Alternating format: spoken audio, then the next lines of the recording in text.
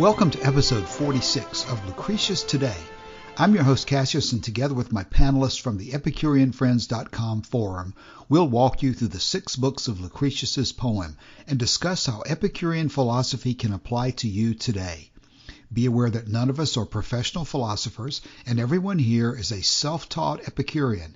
We encourage you to study Epicurus for yourself, and we suggest the best place to start is the book Epicurus and His Philosophy by Canadian professor Norman DeWitt. For anyone who is not familiar with our podcast, please check back to episode 1 for a discussion of our goals and our ground rules. If you have any question about that, please be sure to contact us at EpicureanFriends.com for more information. In today's episode, we'll cover roughly lines 741 through 829 from Book 3 of the Latin text. And the topic will continue to be how the mind and the soul are not able to survive death. Now let's join today's discussion with Martin reading the text. Besides, why does fierce rage affect the sullen breed of lions? Why is craft derived to the fox and flight to stags? From their sires, and paternal fear give wings to all their limbs. Where comes other passions of this kind? Why do they belong to all creatures from their tender age, and seem born with them, if the peculiar powers of the soul were not produced from peculiar seeds in every particular kind, and did not grow up together with the whole body? But were the soul immortal and used to change her body, creatures would be strangely confused in their dispositions and qualities. The fierce dog of Hircanian breed would fly the attack of the horned stag, and the fearful hawk would tremble in the air at the approach of a dove. Men would be void of reason like brutes, and the savage race of beasts might become philosophers. But what is said in this case is supported by false reasoning, that the immortal soul is changed according to the different body it is united with, for what is changed is dissolved, and therefore dies. The parts are transposed and vary in their situation. It follows therefore that the principles of it may be dissolved through the limbs, and may all perish together with the body. But they cry that the souls always pass into bodies of the same kind, the souls of men into the bodies of men. Then I would ask why a soul from being wise should become a fool, and a child is not made a privy counsellor, and why a young colt has not the paces of a full-grown horse. If the peculiar powers of the soul were not produced from peculiar seeds in every particular kind, and did they not grow up together with the whole body?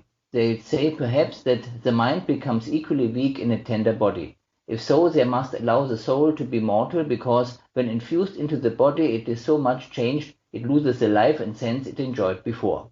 And why should the powers of the soul desire passionately to grow and attain to a full maturity of age together with the body, if it were not a companion with it from the very beginning?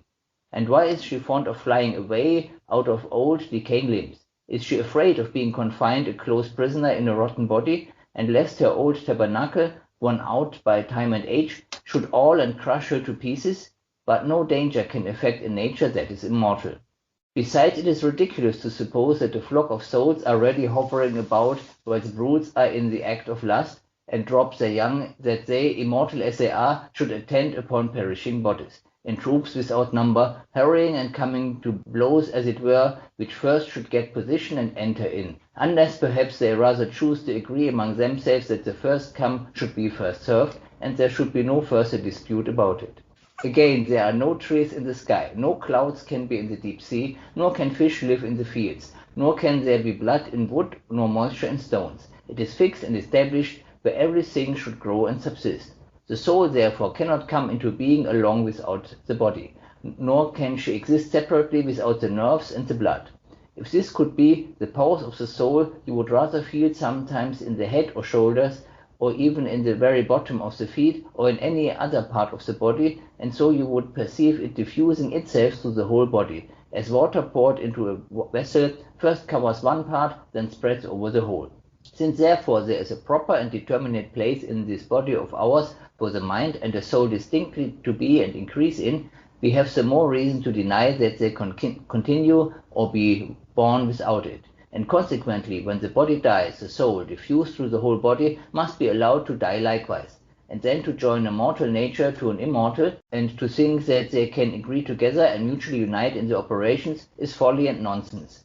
For what can be conceived more absurd, what can be more impracticable in itself, more disagreeing to reason, than a mortal nature joined to one eternal and immortal, and so united as to be liable to all the pains and distresses of human life? Besides, whatever is immortal must be so either because it is solid and cannot be affected by blows, so that nothing can pierce it and break through the close union of its parts, such as the first seeds of matter, as we proved before, or it is internal and lasts forever, because it is free from stroke, as a void is, which is not liable to touch, nor affected by the force of blows. Or lastly, because there is no space anyway about it into which its broken parts can be dispersed. In this sense, the universe is eternal, beyond which there is no place where its parts may retire, nor any bodies to fall upon it, and dissolve and break it to pieces by mighty blows from without. But, as I said, the nature of the mind is not solid, because there is empty space in all compound beings. Nor yet is it a void, nor are there wanting bodies forever beating upon it from without, and driving the whole frame of this mind by impetus force into utter dissolution, or to distress it any other way with extremest danger. Nor is there any want of place or space where the seeds of the soul may be dispersed, or where they may be dissolved by any violence whatsoever. The gate of death, therefore, is not barred against the soul. But if you think she may rather be pronounced immortal, because she is placed secure from things that may destroy her being, or that things opposite to her safety never come out of her, or if they do, they are diverted by some cause before you perceive they have done her any signal injury, this is a great mistake, and far from the truth. For not to mention how she sickens with the diseases of the body, how something happens that torments her about future events, how she is disordered by fear and vexed by cares, and how the conscience of crimes past many years ago pierces her through. Consider the peculiar distraction that affects the mind, how she forgets everything and is overwhelmed by the black waves of a lethargy. All right. Thank you, Martin, for reading all of that today for us. Appreciate that. If we go back to the beginning, the general argument about referring to lions and foxes and stags and so forth is that there is a transmission of certain characteristics from parent to child in the world of living things. But species-specific. Species-specific, yeah. But on the other hand, the soul itself does not appear to be part of that transmission, or at least in the sense of it being immortal. Oh no, he's saying that it would, if it were immortal, it wouldn't be. I mean, he's given a counterfactual. He's saying you can tell that the soul is immortal because these beings have these species specific qualities. You know, he says if the peculiar powers of the soul were not produced from peculiar seeds in every particular kind. So right. That's just a counterfactual. Well, and it's very effective. Yeah, and in the middle of the paragraph, he's raising the point that if souls were immortal and moving around haphazardly from species to species, then you would see hawks that were afraid. You would see things like that. And then he says that the people who claim that the souls are immortal answer that by saying, well, souls only pass into bodies of the same kind. And so that men's souls always stay with men's souls and so forth, and that's why you can have consistency. But then that doesn't make any sense either. If you're talking about development, because, you know, the immature of the species are not the same. The characteristics that they were at that time ascribing to soul are different between the young of a species and the mature. Mm-hmm. So, yeah, these are still, again, I'll say the same types of arguments that are used today. And I think he does a great job of covering all those bases. We should get Martin to say something. Yes, Martin. Soon. Before we say too much. Yeah, I noticed something here which would be interesting to know whether this is related, because at some time, either already in ancient times by the church fathers, or at least sometime in medieval age, it was stated that the Epicureans, which were considered actually good people, but just because they wouldn't believe in the Christian absolute God, so they, and because they were attached to pleasure, that their souls would be confined in the coffin to be together with their rotting body. And this is almost like what the Lucretius writes here, that the soul would then flee the rotting body here.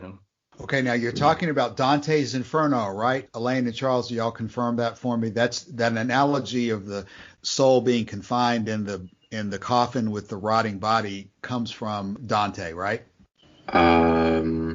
I am not that. I can't remember that I have read. Yeah. It wasn't rotting, no, but they were in the city of Dis. They were confined to burning coffins. Have you read Dante's Yes. Inferno? Not in full. This may be in the DeWitt book as well, that this was a particularly harsh punishment near the inner rings of hell or something like that the Epicureans were. Circle 6. Okay, Circle 6? Oh, yeah, which was reserved for heretics and Heretics, okay. But that was what I'm remembering, is that this exactly what Martin said, that as a particular form of gross punishment, the souls were confined inside the coffin with the rotting bodies to sort of emphasize to the Epicureans that they were wrong about their formulas. But yeah, I know that's something that's out there. Mm-hmm. I've gotta think that Lucretius' audience was cracking up, just cackling at this part about the soul being afraid. Like, why is she afraid if she's immortal? You know, what harm can come to her? And then this flock that's hovering about, waiting to drop into the young beast, and then how are they going to figure out who gets to go first? Yes. Now, is this? Oh my God! Exactly. Is this may be the second, or I don't think it's the third time, but we've heard this one before, right? Do you remember, Charles, from prior books? This is not the first time that analogy was first used. Come, first serve? Yes. Maybe in a week I missed. Well, maybe I'm thinking it because it's kind of close to the issue of the laughing human homunculus. Yeah. Maybe I'm confused about that, but I think it may appear more than once. But at any rate, this is a very this is actually memorable. what some people believe now.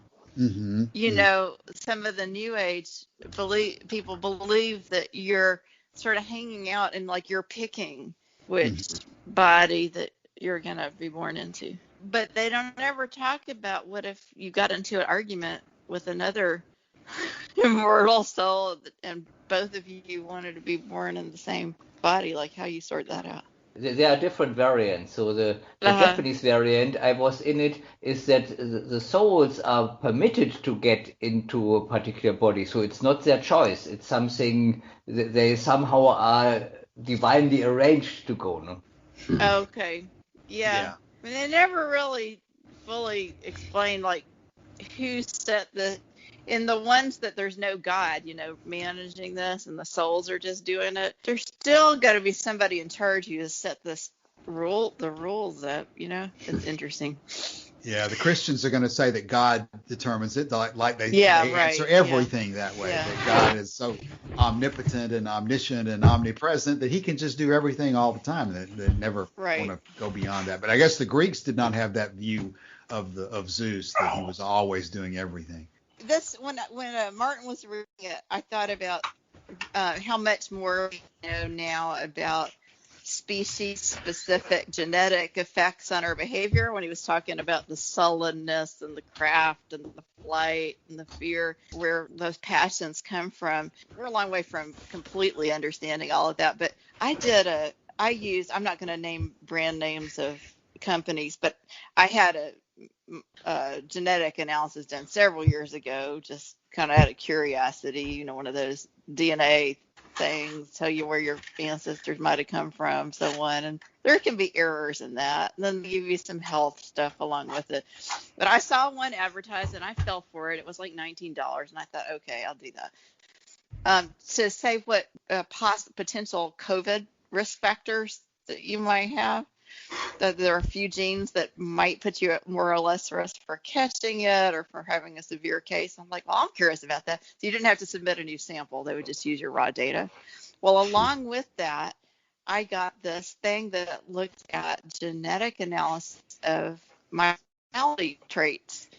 And it was, you know, some of this you got to take with a grain of salt. The science is not quite as good as they like to make out sometimes.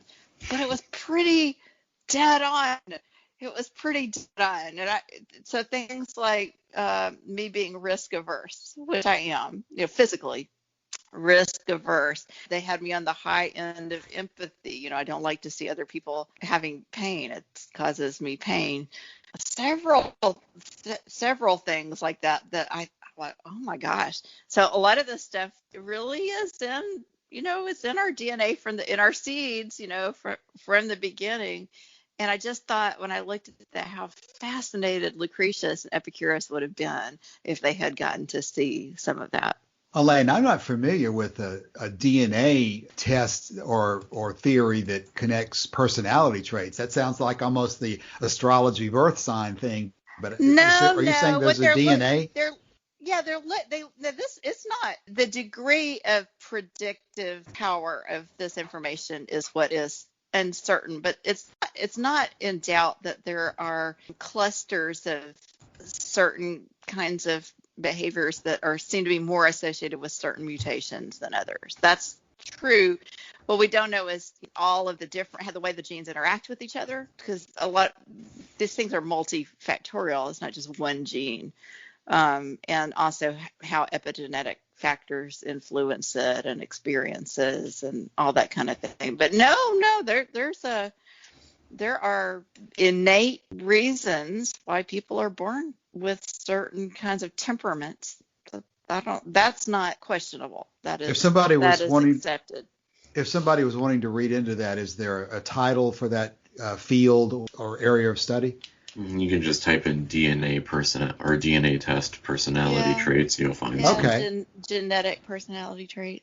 Okay. All right. Okay. It's just like, it's like with the bowel flora and people talking about how that affects your health.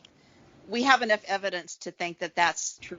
But what we don't know is what specifically are we looking for? What's optimal for different people in different circumstances, and what can you eat to produce the bowel flora that make you the healthiest that you can be? That we don't know. So there's a lot of people out there promoting very specific diets and things. It's real shaky. But the fact that there are effects, that's not shaky. Okay, Elaine, the bowel flora reference is the perfect invitation for us to go back for just a second and cover something from last week, because we got into a discussion, a deep and fascinating discussion about the issue of where do the maggots come from that infest a dead body. Because there was a discussion, you may not have had a chance to look at the text from last week, but there was a discussion about I'm looking apparently back at it right now. Apparently he was raising the issue because of the effect it has on if there's a soul or a mind and the maggots are eating it. Does that mean that they're able to eat different parts of the soul or the mind or something like that? But that's not actually the point. We were just eating the soul. Yes, Martin brought up the issue that there are certain dead body situations where, gosh, what was it, that the maggots don't get involved in it or something, and so we were talking about if you encase a body in a coffin quickly enough and so forth after they die, obviously the maggots that end up eating the body don't come from flies or from the outside if they're in a coffin. Is that internal parasites that then basically eat up the body after it dies? Or I know you're you don't want to call something a maggot that's not a maggot, right? So there's a whole range of microorganisms that are inside of us and outside of us and in the environment around us. It's not a sterile environment, so there's any number of things. It doesn't have to be just maggots. I mean, maggots are specifically the larval stage of flies. But before you continue, Elaine, Martin was about to correct what I said. Martin, okay. Yes, the thing is, I read an article about soils on cemeteries in Germany, especially in southern Germany. Somehow the soils, like they wrote, it got tired. That means the worms in there somehow would no more really decompose the bodies. So then just the internal bacterial processing would eventually stop apparently, and then you get something like a fat wax type of body. No? So that means the body doesn't really decompose. It just becomes into a waxy state. No? So when the then unearthed after a couple of decades. The graves in the past, in a normal operating soil, there would be almost nothing left. Maybe a few bones, some teeth, and that's it. But now they have whole wax bodies there, which they need to dispose of. Yeah, because if you're in an anaerobic environment, you don't have any oxygen left. I mean, there are organisms that are going to run out of fuel. So yeah, but they don't spontaneously appear. They were already there, and so maggots would be on you if flies were landing on you. Mm-hmm. Okay. All right. Well, I'm glad we cleared that up. We'll be careful about the use of the word maggot. Coming. That's right. Anybody who is just wanting to really know the answer to that question can do some additional research based on that. Okay. So also, where were we on the text for today? I think we covered the part about the souls. Going to the third paragraph. This is similar to prior arguments he's made that when we look around us, no trees in the sky, no clouds in the sea, no fish in the fields, blood and wood. So you can see that there is a regularity about things, and so he uses that to say that to extend it to this idea of the soul.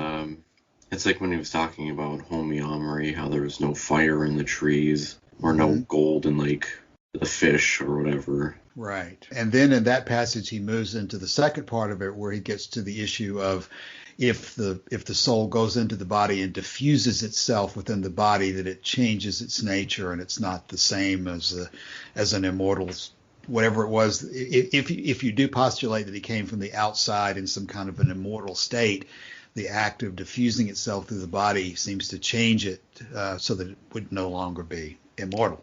Yeah, and then I love this one. And then to join a mortal nature to an immortal and to think that they can agree together and mutually unite in their operations is folly and nonsense. So that's just an argument from, just reasonableness. But it also, I'd like to say, today we talk about what would the interface be? Where can non-matter, and I mean ruling out like energy, anything known, how would it get traction? How would it interact with the physical universe? It doesn't make any sense. Inconceivable. It's inconceivable. Yep. Okay, well, unless somebody has more on that. And the next one is getting into the issue of... Go ahead, Charles. Well, time and time again, we see Lucretius talk about how, something immortal is unchanging. And that's something I've seen only really specific to, this text. So I wonder, what the history of that line of thinking is. Yeah, that was in the earlier sections of the poem that kind of went through that if it's changing, that that has to be susceptible to being dissolved, if I'm remembering right. Book 1. Yeah, I think you're right. And I think I've made the comment several times that it seems to be, to me, an example that he's focusing on this issue that if immortal is defined as unchanging ever, then the very act of changing in any way is going to mean it's no longer the same as it was before, and therefore no longer by definition immortal. Yeah, just a little thought I had, because I'm sure it's bound to show up again.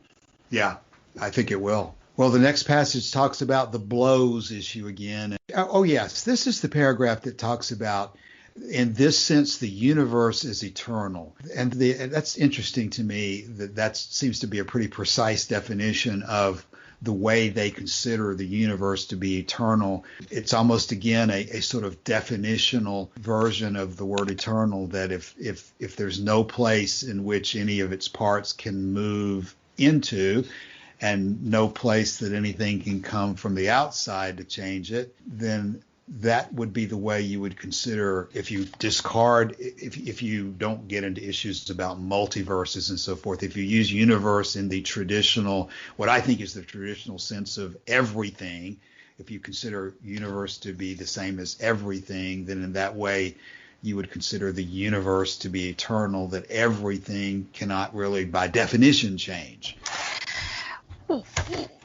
Yeah, and I think even if Martin can fix this if we totally bungle it, but I think that even the astrophysicists who think that the heat death of the universe is the most likely outcome, I mean, the matter is still there. It's just far apart. Nothing's happening. It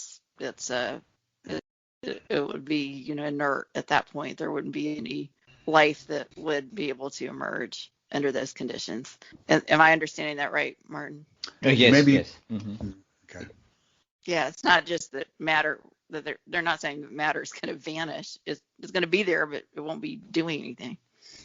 Yeah, it will be just nickel, no? I mean, there is a misleading story. It's iron, but it's actually nickel what will be there, and infrared radiation. Right.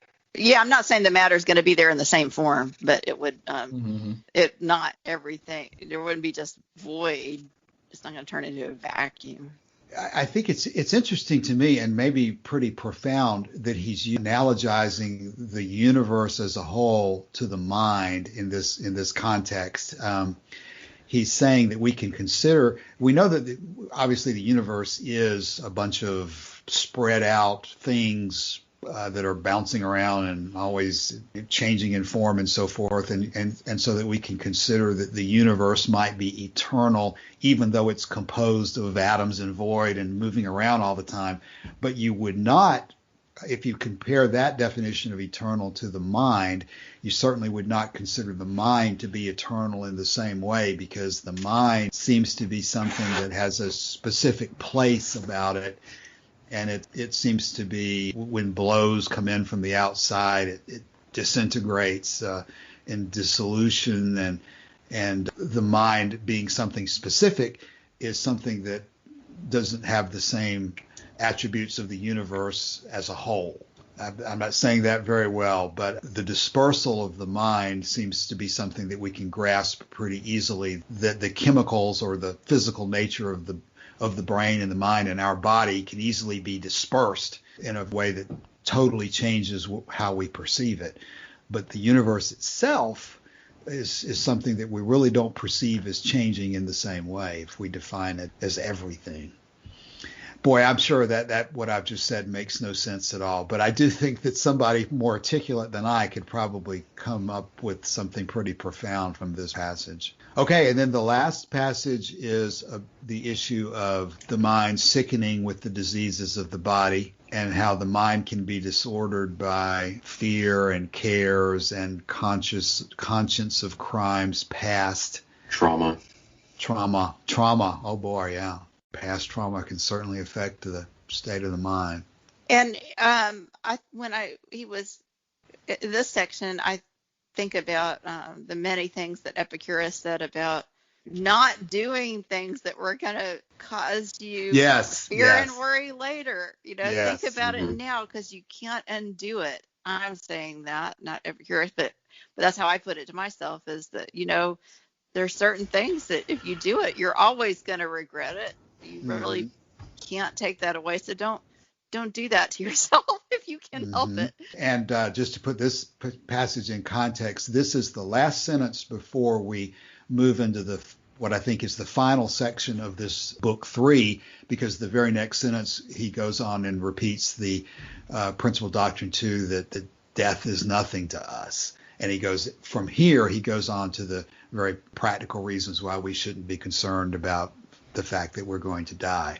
We'll get into that next week, but this is the very last of his arguments about the soul and the mind not being able to outlive the body. This is definitely one of those sections where I feel out of my element. Do you find it useful, Charles? I mean, like, as a modern day person, do you feel like the arguments that he's making in here are useful? Yes and no. Overall, yeah, but there are just some where, like, the arguments he's talking about and the positions that he's disputing aren't all that applicable. They'd be a bit more contemporary to his time. So I think, like, an example for this section, one that is very useful to say somebody who was, they knew nothing of philosophy. The practical everyday person, as Cassius puts it, the last paragraph or the last section would be very useful in that regard. Charles, you may also have a unique perspective among our panelists here as we're discussing this, because you are considerably younger than most of the rest of us are. And it sometimes occurs to me that younger people don't think about death with nearly the sense of urgency that older people, like, not that I'm super old, but considerably older than you are. If you end up with any comments from that perspective, be sure to put those in here too. Yeah, I mean, it's a bit of a generalization with like Gen Z and even some millennials. Just, the blasé attitude about death, or that it's used in a very joking manner often. I would say, though, that at the end of the day, there's definitely some reservations about death, and that the Epicurean attitude that it's nothing to us isn't what you'd see. But you'd probably have an easier time teaching that.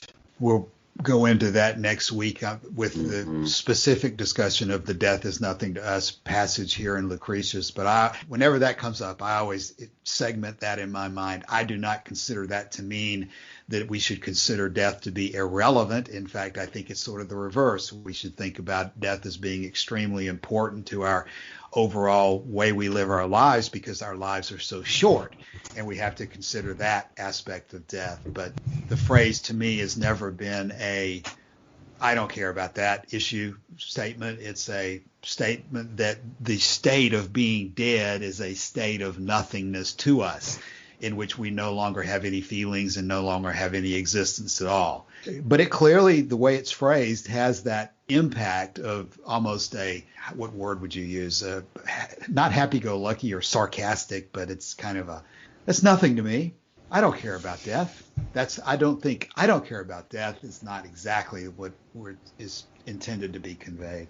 Mm-hmm. Elaine, you throw something in on that particular point. How do you look at the death is nothing to us? We'll go back into it next week in much more detail, but for today, anything? I mean, I really think that is more we are nothing at death. It makes more sense to me stated the opposite, because as soon as you say death is nothing to us, I think today it sounds like he's saying we don't care about it, but that's really not true. But it is nothingness to us. Maybe let's say that, and we're not there after death. But I do care about that it happens. I don't, I don't particularly like it. I prefer it not to happen, but it does happen. Yeah, Martin, you have any comment on that? No. Okay, we'll get into it in much more detail next week as we get into the issues of how we reconcile ourselves to the fact that we are going to die, whether we like it or not. Mm-hmm. So, okay, well, maybe this is a good place to bring today's episode to a conclusion. Does anybody have anything they'd like to add before we quit? Mm-hmm. Was that a no from you, Charles? Yeah, that was a no. Okay, very good. Elaine, anything else for today? No. All right, and Martin? Also not, no. Okay, well, we will be back next week and get really into the heart of death is nothing to us. So thanks for today, and we'll be back next week. Okay. Okay. All right, bye-bye. Bye. Thanks, and bye.